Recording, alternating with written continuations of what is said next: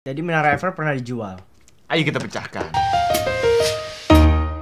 Great Indonesia. Ya, kembali lagi bersama kita berdua. Oke. Jadi hari ini kita akan membahas Di hari Jumat ini kita Tentang- akan membahas masalah penipuan yang lagi kemarin kan marak tuh yang taat pribadi itu ya. Oh itu. Tapi bukan tentang penipuan Tapi ya. bukan tentang penipuannya Tapi taat tentang pribadi. penipunya. Oh iya, tentang penipunya, apa Tentang yang dilakukan. Tapi ini di dunia ya. Jadi Yang beneran si ya. yang taat pribadi gak masuk, Masuk di kan? sini nih, gak Oh, masuk. Tapi kan Ini di dunia juga. Tapi gak terkenal di dunia. Oh yang Cuma karena Indonesia ini doang. penipu yang terkenal. Nih ya, ini sampai beritanya ada filmnya juga, Sampai ada filmnya. ada Wah. bukunya gitu ya. Keren ya. Ya, jadi yang pertama ini adalah Frank William Abagnale Ya, Jr. namanya Frank William Abagnale. Frank William Abagnale Jr. adalah seorang penipu handal yang sangat terkenal di tahun 1960. Dia telah beroperasi selama 5 tahun. Penipuan pertamanya dimulai saat ia berusia 16 tahun. Dari umur 16 tahun udah mulai nipu nih. Pinter bohong deh. Ya, jadi dari kecil mungkin bapaknya dibohongin mulu sama dia. Dan ia menulis cek atas namanya sendiri dengan nominal yang lebih besar dari isi tabungannya. Pasti orang pinter banget nih. Ini dia berarti kasih cek bodong ya. Dia isi cek. Ya kalau di sini yang- namanya cek bodong. dia cek bodong kosong gitu ya. Ia juga berhasil mendapatkan lebih dari 50.000 US dollar Gila sih. dengan cara mencetak nomor rekeningnya di slip deposit yang kosong dan meletakkannya dalam tumpukan senilai asli. Jadi orang transfer depositnya ke rekening dia Oh. gitu. Waduh, Oh hebat juga. gitu. Boleh juga dicoba kali ya. Ya, karena orang banknya nggak ngira Nggak, kan iya. itu palsu kan. Gak bakal peduli juga gitu. Ya, keren juga. Frank sempat menyamar Iya. sebagai pilot maskapai Pan American selama 2 Pan tahun. Am. Jadi dia padahal nggak bisa terbang Iya, pesawat, tapi dia bisa gimana? nyamar jadi pilot. Kan gitu. ada co-pilotnya. Itu dia yang Lah, gua bingung. Bapak siapa? Kan mereka kadang-kadang nggak Masuk kaya pak? random kan kadang-kadang. Oh, emang dipasanginnya. nggak selalu kenal ya? Iya, dan dia bisa berkeliling dunia secara gratis dengan cara memanipulasi jadwal penerbangan. Iya. Hebat bener dari Gila dulu. ya. Ya pernah banget padat gitu kan? Terus dia bisa Pokoknya di Amerika. diatur-atur gitu. Terus dia bisa ngatur. kemana-mana. Emangnya orang pinter banget. Pintar sih sebenarnya. ini ya. Mungkin dia hacker zaman dulu. Frank juga sempat menyamar sebagai dokter anak selama 11 tahun, buset. Zaman dulu belum ada komputer kali. Ya mungkin masih manual dan nge-hacknya ya. Iya, makanya dia kayak beginian. Pakai tulis tangan atau apa gitu. Dia jadi dokter anak selama 11 bulan dengan nama Si dokter juga. Dr. Frank Connors di rumah Gila sakit dia orang. Georgia. Tidak hanya itu, Frank juga sempat memasukkan ijazah hukum dari Harvard University, dapat pekerjaan di kantor pengacara di Louisiana. Nggak perlu capek-capek kuliah. Tinggal pasukin aja. Langsung kerja. Itu semua Gila juga. ilmu atas pekerjaan yang ia lakukan ini dipelajari cuma dari film dan video dokumenter. Jadi dia belajar ngomong gitu cuma dari film gitu, kayak terdakwa apa yang mulia apa gitu, gua nggak ngerti sih. Law and Order gitu. Mungkin ya. kalau sekarang dia sering nonton sidangnya Jessica, jadi ngerti gitu, terus diikutin kan. Jadi oto loh. Jadi auto. Selama 5 tahun penipuannya, Frank telah memiliki 8 identitas palsu dan berhasilnya dia memiliki kekayaan sebesar 2,5 juta US dollar atau setara dengan 35 miliar rupiah. Dan hasil penjualannya dan hasil penipuannya di 26 negara. Tuh kan terkenal di dunia karena dia sampai 26 negara ditipu sama dia. Kebanyakan hasil penipuannya ini digunakan untuk hidup mewah. Ya iyalah. Tapi mungkin tuh kan dia di zaman abad 20-an kan ya. Nah, sekarang mungkin kita udah nggak bisa kayak dia lagi zaman sekarang. karena Karena udah sistemnya udah lebih canggih. Kalau dulu masih manual kan. Ya, mungkin sekarang lebih ke hacker-hacker gitu. Yang cara beda Bisa ya. buat sistem keamanan itu. Setelah buron hampir 6 tahun, akhirnya Frank berhasil tertangkap oleh FBI. Nah, kelihayannya dalam menghindari kejaran FBI ini membuat seluruh staf keamanan Amerika tercengang. Frank akhirnya dibebaskan dari penjara pada tahun 1974. Setelah itu, Frank membantu FBI menangkap para penipu pemalsu cek nih yang sulit ditangkap di dunia. Jadi dia kan karena udah jago nih, pengalaman, dia bisa tahu nih cek yang palsu sama yang enggak. Dia bisa bedain. Malah jadi ini dia ya. Dia akhirnya mendirikan Abagnale Security Consultant. Security Consultants karena mendesain sekuritas cek untuk hampir seluruh bank yang ada di dunia. Oh, Karena jadi dia bisa bedain. dia mendesain cek gimana supaya aman. Dia dulu pernah Mana desain tahu. palsuin gitu. Oh, Jago dia. emang biasa gitu kan nih, katanya yang hacker malah diangkat jadi Security. Karena emang dia bisa bedain. Nah, ini kisahnya ini bisa kalian tonton lengkap ya di film Catch Me If You Can. Jadi Selanjutnya. kalau kalian malas baca, kalian nontonnya filmnya. Ya, malas nonton video ini, langsung aja nonton filmnya. Kemudian yang kedua ini bernama Victor Lustig. Dia ini lahir tahun 1890 di bulan Januari. Penipuan pertamanya melibatkan mesin pencetak uang rusak seharga 30.000 US dollar. Jadi gimana tuh ceritanya? Ya mungkin dia beli Dia beli mesin rusak. seharga 30.000 US dollar. Mahal juga. Di tahun 1952 25.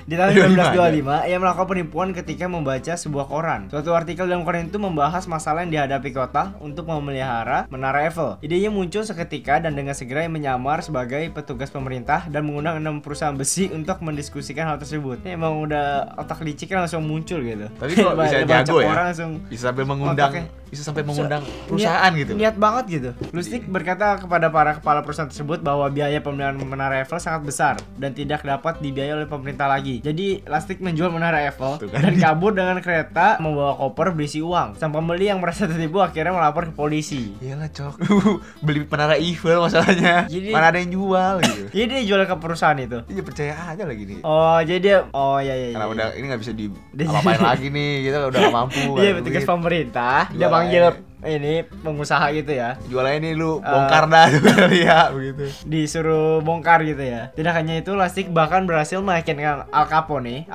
untuk menginvestasikan 40.000 US dollar untuk bermain saham. Bahkan mafia gitu ya ketipu sama dia. Lustig kemudian membawa uang tersebut untuk dideposito. 2 bulan kemudian mengembalikan uang ke Al Capone dengan alasan harga saham jatuh. Nggak berani kayaknya dia macam-macam sih. Al Capone yang percaya dengan integritas Lustig bahkan tertipu dengan membeli Lustig 5.000 US dollar lagi. Bahkan dikasih duit lagi tambahannya. Karena dianggap percaya, wah dibalikin deh duit gua walaupun jatuh gitu.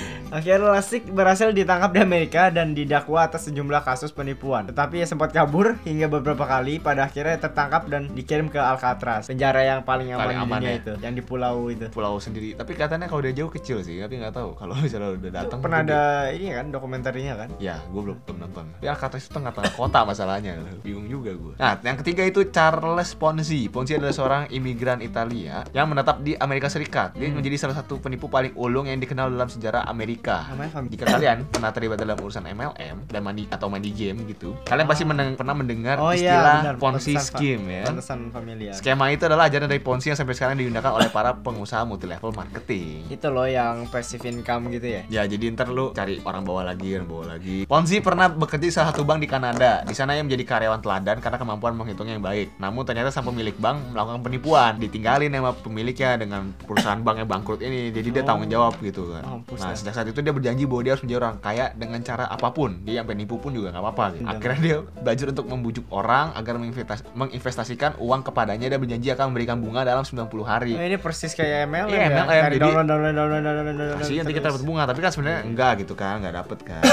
Nah, awalnya Ponzi berhasil menjalankan money game ini nih. Awalnya. Ya, namun akhirnya banyak orang yang curiga dong. Kok duit gua sebenarnya nggak balik gitu kan? Menuntut uang mereka kembali pada tahun. Kalau downline-nya putus, yang ada downline lagi ya nggak dapat duit keuntungan kan. Iya. Pada tahun 1949 Ponzi akhirnya meninggal dalam keadaan sangat miskin. Berarti nggak ketangkep ya. Iya. Karena sistem kayak Ponzi scheme ini nggak sustainable. Kalau nggak ada bawahnya lagi udah pasti mati gitu. Iya. Kemudian yang keempat ini bernama Christopher Rockencourt. Susah namanya. Ya, dia lahir tanggal 16 Juli 1969. Dia merupakan penipu yang motifnya menipu orang-orang kaya dengan menyamar sebagai anggota Rockefeller Franchise. Christopher berasal dari keluarga yang terpuruk. Ibu Christopher adalah seorang wanita tunasusila dan ayahnya adalah pemabuk. Udah ngaco dah. Bapaknya pemabuk, ibunya tunasusila. Jadi dititipkan di sebuah panti asuhan saat usia 5 tahun. Namun melarikan diri dan hidup mandiri di Prancis. Dia melarikan diri ke Paris, Penipuan pertamanya adalah dengan menjual properti yang bukan miliknya seharga 1,4 juta US dollar. Gimana bisa ya dia jual barang bukan punya dia? Aku ngaku lah. Ini kayak ada rumah kosong kayak tiba-tiba ini studio gua jual gitu ke orang. Padahal mah ada. Punya siapa? Christopher sempat tinggal di Amerika dan sewaktu ia di sana ia menggunakan sekitar 12 identitas samaran. Mungkin buat kabur dari polisi. Tapi gimana cara bikin identitasnya gitu? Pasti ada kenalan nih yang. Terkadang ia juga memanfaatkan nama ibunya itu Sofia Loren atau nama pamannya Oscar de la Renta dan bergaul dengan banyak selebritis. Ya, emaknya yang dicari dong. Christopher menikah dengan seorang model majalah Playboy bernama Pia Reyes dan memiliki anak bernama Zeus. Oh, dewa anaknya. Itu nama dewa, benar kan? Di Kanada, Christopher menulis autobiografinya yang di dalamnya berisi nama orang-orang yang dia tipu. Goblok ya. Dia emang kayak mau ketahuan sih. Dia tulis buku, gue nipu si ini. Akhirnya dia tanya tuh, ditangkap dia. Iya, orang aneh juga. Pada bulan Maret 2002, ia diserahkan ke pemerintah New York dan dinyatakan bersalah atas pencurian, penipuan, penyelundupan dan penyuapan. Menyerahkan diri namanya emang kayak ini. mau ditangkap sih dia. Tapi dengan cara yang lebih keren, tulis buku dulu. Hasil kejahatan diperkirakan lebih dari 40 juta US dollar. Jadi daripada dia seumur hidup penjara dia nggak bisa ngapa-ngapain kan dia tulis buku dulu, dapat duit dulu seenggaknya. Nah, yang terakhir ya, Eduardo de Valiverno. Eduardo de Valiverno lebih suka dipanggil Marquez. Dia adalah seorang berkebangsaan Argentina yang terkenal sebagai otak dari pencurian lukisan Mona Lisa. Lukisan masterpiece karya Leonardo da Vinci ini dia maling. Memang menjadi incaran banyak kolektor seni yang bersedia membayar miliaran untuk lukisan wanita yang tersenyum tipis. Tapi ya katanya lukisan ini terkenal justru karena dia curi. Oh, bukan karena Da Vinci yang melukis. Iya, karena Da Vinci yang melukis, tapi dia lebih terkenal dari lukisan Da Vinci yang lain karena dia dicuri. Oh, ini kasusnya mungkin ya. Iya, ini kasusnya. Eduardo menyogok salah satu penjaga museum bernama Perugia untuk menolongnya mencuri lukisan langka tersebut. Nyogok-nyogokannya Bisa juga. dibayar ya, kayak polisi sih ini. Sebelum bekerja sama dengan Perugia, Eduardo sudah berbulan-bulan mempelajari sifat dan latar belakang Perugia.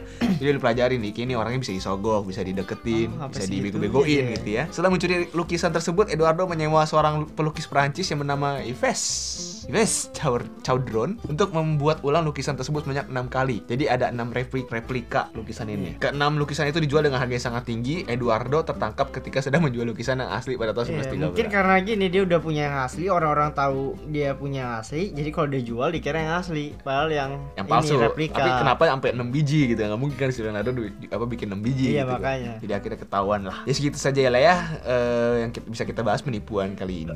Penipuan topik kali ini. Ya, kalau teman kalian ada yang jago, lebih jago lagi nipu dari mereka, Tulis di komen boleh Tulis di atau komen tag bawah, mereka, cerita share kita. mereka. Iya. Ya hari ini ya sebagai penutupan juga ya untuk Oh iya, gue lupa. Bahkan gue lupa. Evan ya. Gimana Evan? Udah kayak mau meninggal lah gue. Enggak lah. Cuma tidak di sini lagi saja. Coba gimana, Van? Gimana apa? Sedih nih gua. Biasa ya dong. Terima kasih udah nonton dari season 4 sampai season 5 ini. Ya pokoknya for some reason gue nggak di sini lagi. Ya, dan gue akan digantikan oleh adalah seseorang yang surprise Ya, nanti. nanti lah Minggu ya. depan. Minggu depan kan ini Jumat Minggu depan. kan. Ya. Pokoknya ada karena beberapa hal. Ya, pokoknya mungkin emang udah Dan gue yakin untuk kebaikan Rekenek juga. bukan passionnya mungkin. Iya, mungkin. Gue kayak berasa ini bukan dunia gue gitu. Memang Evan ya memang mau fokus menghidupi hidupnya dan gua harus memaksakan untuk dia stay di sini juga kan. Ya jadi ya nggak apa-apa. Ya pokoknya intinya itu. Emang keputusan dia sendiri. Udah jadi segitu Oke, saja ya. mantap ya. Terima kasih Evan sudah Terima kasih. mau menemani saya. Terima kasih Rekenek selama ini. Walaupun belum sampai silver play button ya. Iya. Tapi nanti pas unboxing. Justru itu ya gue mungkin datang. Ya udah kalau gitu. Sekarang lupa. buat untuk Oh ya. Crack Disek dulu gue kemarin lupa. Crack Disek ini yang Ya, ini kita undian dulu ya siapa yang menggantikan gua. kocok arisan. Jadi host selanjutnya jatuh kepada siapa ya? Aku bisa membuat menangis, membangkitkan yang mati, Siapa, membuatmu tersenyum dan membalikan waktu. Aku terbentuk dengan cepat tetapi bertahan selamanya. Apakah aku? Itu dia penggantinya ya. Kalau kalian tahu jawabannya, terus di komen bawah. Thank you udah like, comment, dan subscribe. Selama ya ini dan jangan lupa follow juga Instagram Rekenek, Instagram kita, gua Bob Neno, Evan Jordan. Ya. Stay cracking. Salam Gekers, Cek-cek cek ting kumpriang.